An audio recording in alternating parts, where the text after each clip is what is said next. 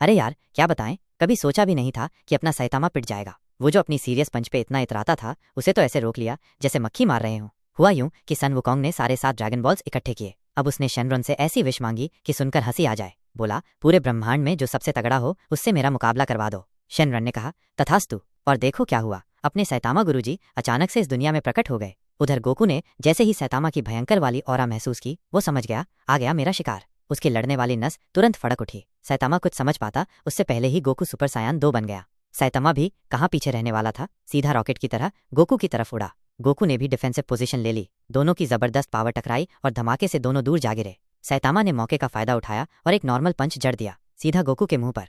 उस पल गोकू को समझ आया, सामने वाला तो किसी लॉजिक वॉगिक को मानता ही नहीं है। उसने मार खाई और पलटकर सैतामा के चेहरे पर एक घूंसा मारा, लेकिन वो तो जैसे मच्छर मारने जैसा था, बेअसर। सैतामा ने फिर एक सीरियस पंच मारा। गोकू ने झट से रिकवर किया और एकदम नजदीक से कमेहमेहा छोड़ दिया। जब धुआं छंटा तो गोकू का मुक्का सैतामा के चेहरे पर टिका हुआ था, लेकिन सैतामा को कुछ नहीं हुआ। ये देखकर गोकू की तो उम्मीद ही टूट गई। सैतामा ने बिना कुछ कहे एक जोरदार थप्पड़ गोकू को मारा और वो फिर हवा में उड़ता हुआ दूर जा गिरा। हवा में उड़ते उड़ते गोकू को एक मौका मिला और उसने वो स्पिरिट बॉम्ब छोड़ दी जो वो चार्ज कर रहा था, लेकिन उसने सैतामा की स्पीड का अंदाजा नहीं लगाया था। सैतामा हवा में ही उससे टकरा गया, एकदम जानलेवा सीरियस पंच। क्या ये उस महामुकाबले का अंत था?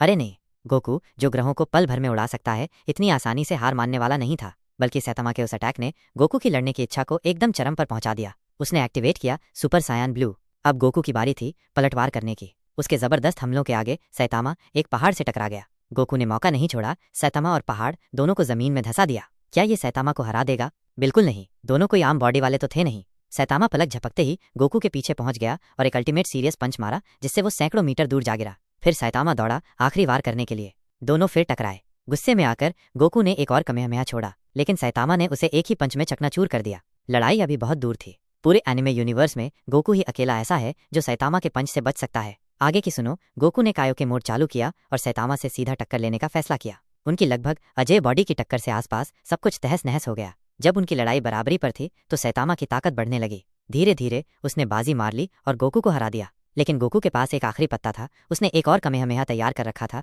और उसे सीधा सैतामा के चेहरे पर छोड़ दिया। एक जबरदस्त धमाका हुआ, सफेद रोशनी से पूरा आसमान भर गया। जब धुआं छंटा तो गोकू दूर देखता रहा। क्या सैतामा अभी भी खड़ा था? अब सैतामा सच में गुस्सा हो गया था।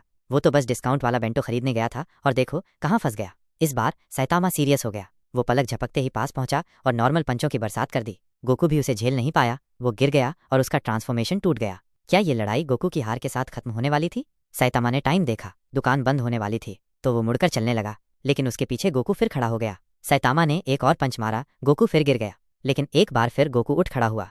अब कुछ अलग था, उसकी बॉडी बदलने लगी थी। जैसे ही सैतामा तीसरी बार पंच मारने वाला था, गोकू ने उसका मुक्का पकड़ लिया। सैतामा की ताकत ने गोकू के अंदर कुछ और गहरा जगा दिया था। उसके बाल और आंखें चांदी के रंग की हो गईं। उसने हासिल कर लिया था अल्ट्रा इंस्टिंक्ट। सैतामा पल भर के लिए हैरान रह गया। असली लड़ाई तो अब शुरू हुई थी। सैतामा ने पहले हमला किया, लेकिन गोकू ने आसानी से चकमा दे दिया। सिर्फ एक नज़र से सैतामा पर घूंसे की बरसात हो गई।